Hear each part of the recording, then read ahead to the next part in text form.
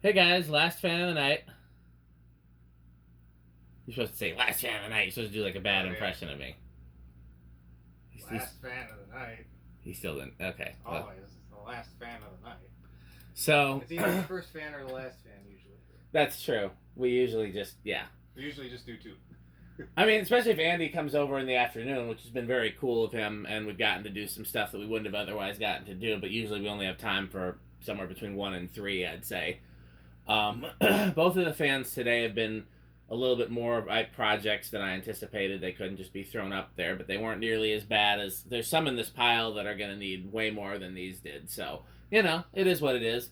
This is an old Jacksonville Vicksburg. It's their ornate model. If you guys have seen the old Jacksonville workbench video, I talked a little more detail about these. I actually don't know if this is polished or antique brass. It seems a little shinier than antique, but duller than I'm used to most polish being. Whatever it is, I like it. This is all metal. Some of their products were plastic, as I think we know, because they had injection molding. And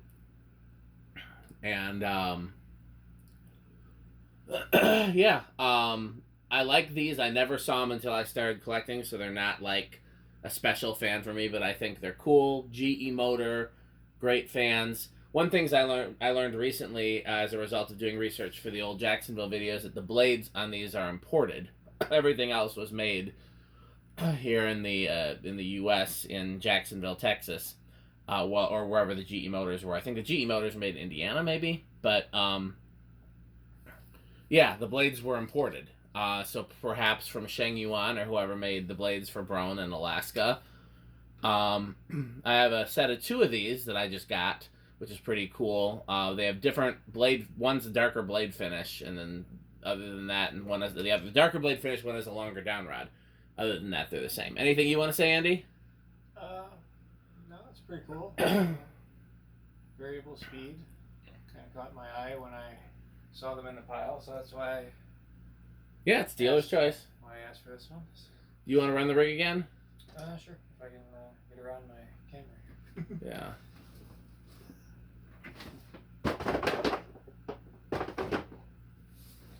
Let's see if I have. I could have just. Oh, those fluorescent tubes are over there. You'd think it would be easier just to move the camera.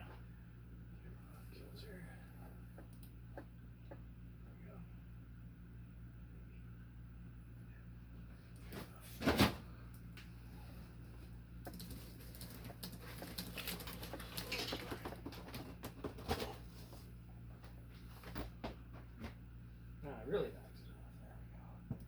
There we go.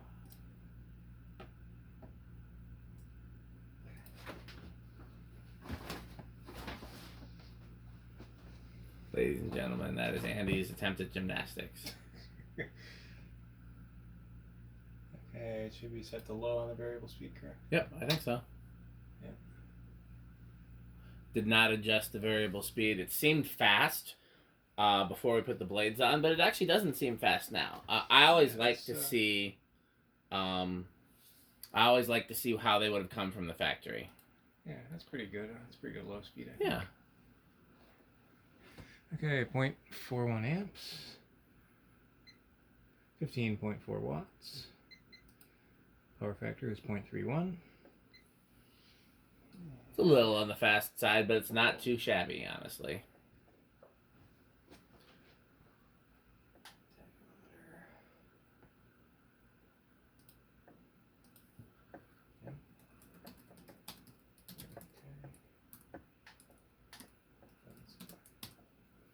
Okay, 243. Seems a little fast. 238. 244. Okay, so they're all in It seems like it's going. Well, I guess let's see. 61. I guess that's not crazy. Okay, yeah, maybe it is 61. It does seem a little. I thought it was not quite that fast, but yeah, I guess you're right. Okay. Do I dial it up?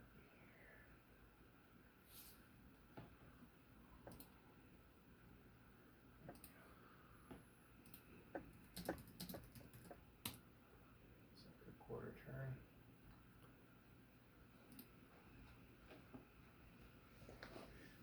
4.5. I should go a little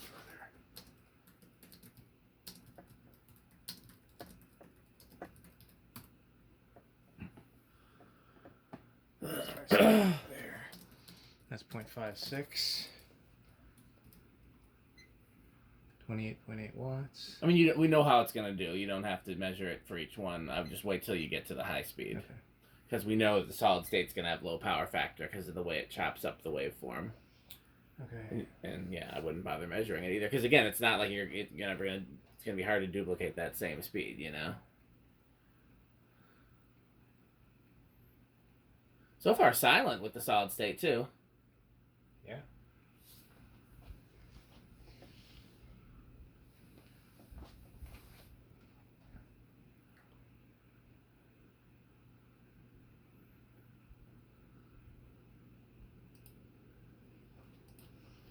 It's like a medium high. Yeah.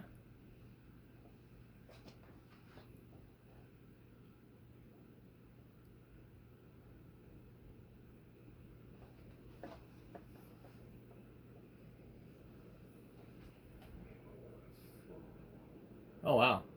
There's quite a bit of a... Yeah, might go off a little bit. No, you can leave it on high. That's... Yeah, it's okay, now we're at 1.06 amps. Yeah. I could probably balance that a little better. 105 watts. You know, tis what it is. Yeah. Power factor is 0.83. Yeah, for what shape it's in, not too bad. Yeah.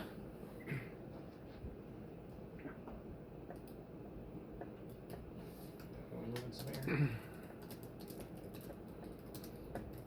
735.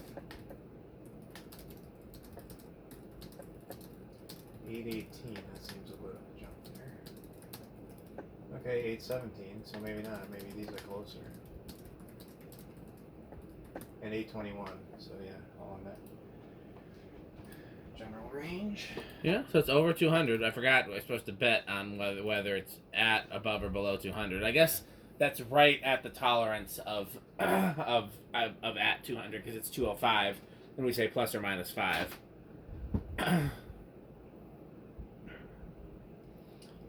let's spin her down. Yeah. I bent one of the blade arms, but otherwise didn't need much. And looks like I could probably... Well, they look pretty lined up now. So I think it might just need... I mean, it did have weights on the blades when we got it, and I always take those off and start over if it needs balancing, but it could need them again, or something. They look pretty in line as far as balancing goes. Yeah. One of them's steeper pitch than the others still. I just didn't want to ruin the flywheel by cranking too hard. Yeah, it's always a risk.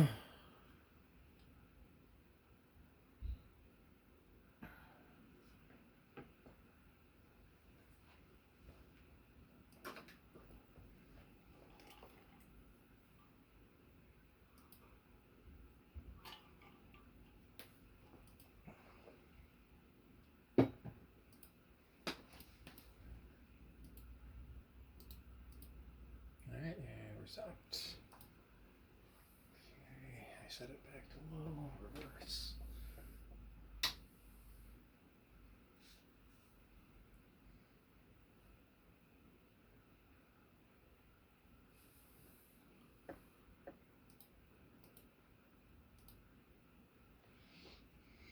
Point 4. 15.4 watts. Power factor 0.31. Okay. Kilowatts kind of coming apart here. Yeah, so what happened was... any good story always starts with, see what had happened was. So we were testing something. I don't remember what it was. And I won't say that Pete shorted something out, but somebody did. And they might have been metal. I think this is before Rick was coming up here. So there was a high chance of metal. And it could have been me. I don't remember it being me, but usually if it's me, I remember and I, kick myself for it for the rest of my life. But, yeah, so something shorted out and and the kilowatt stopped working. So I knew there's like a 10 amp fuse in there. So I figured it must have killed the 10 amp fuse. So I opened it up and I bypassed the 10 amp fuse. Still didn't work. So I opened it up and I saw there was another little fuse in there, and so I bypassed that one too. Still didn't work. And at this point, I'd taken the kilowatt apart far more than it's supposed to be taken apart. And I'm like, I can't believe it's not working. What do you think had happened? The breaker had tripped, and none of us had thought to check the breaker. Because I knew that the kilowatt was fused, so I was certain that the problem was the kilowatt. So yeah, I completely pried it apart trying to figure out why it wasn't getting power, and it turned out that the problem wasn't even in there. Okay, we're almost high reverse here. That's close.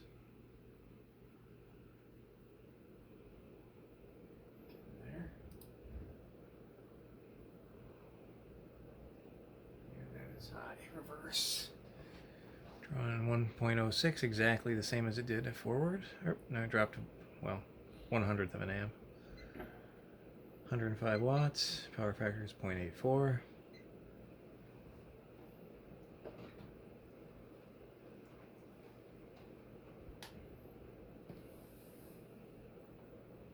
$810. So maybe a little slower. Yeah. It's within. I think it's on this thing. It's within the margin of error. Yep. 809. Okay. 808. So yeah, maybe a hair slower in reverse. Yep.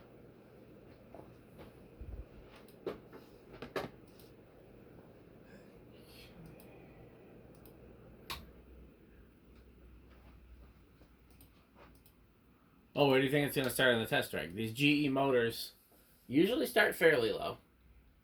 All right, I'll say 3.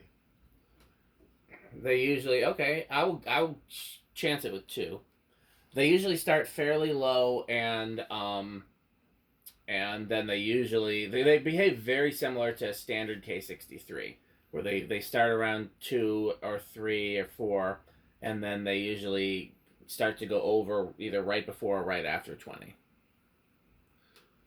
All right, here we go. 1, 2. Come on, 2. I don't think so. No, I guess I lost this one. 3. Oh, a little stiff.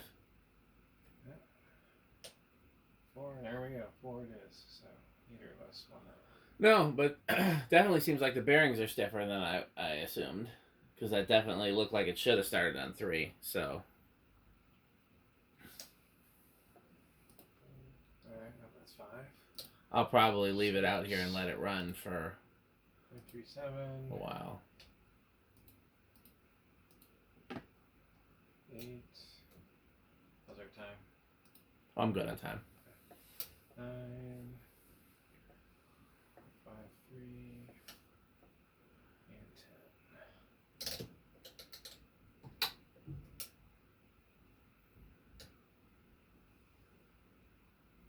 12.65.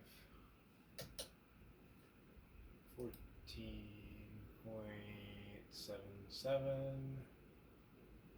Was our high current draw 1.06? Yeah. So we got ways to go.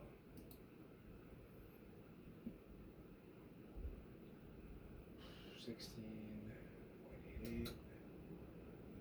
18.96. 20. 1.05. 1.03 dropped a little bit. Okay. What was that? That's 20. It's at like 1.03. You got it on 30 now. Oops.